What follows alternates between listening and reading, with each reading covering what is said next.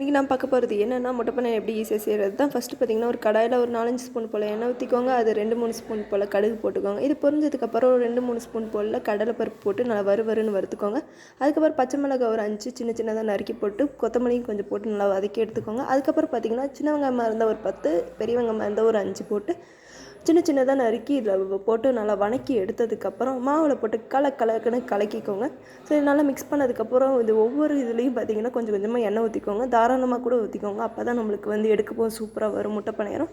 ஒவ்வொன்றுலையும் மாவு ஊற்றி நல்லா திருப்பி போட்டுக்கோங்க. லோ ஃப்ளேம்லேயும் இருக்கக்கூடாது, அதுக்காக ஹை ஃப்ளேம்லேயும் இருக்கக்கூடாது. இது போல் நல்லா பொன்னிறமாக வரணும். அது வரையும் நல்லா திருப்பி போட்டுக்கிட்டே இருங்க. ஸோ ரொம்ப சூப்பரான டேஸ்டியான முட்டை பணியாரம் ரெடி. ஸோ இதுக்கு மேலே நம்ம சேனலில் அதிக சமையல் வீடியோ போட்டிருக்கேன். அதை மறக்காமல் பாருங்கள். நம்ம சேனலை சப்ஸ்கிரைப் பண்ணுங்கள். தேங்க்யூ.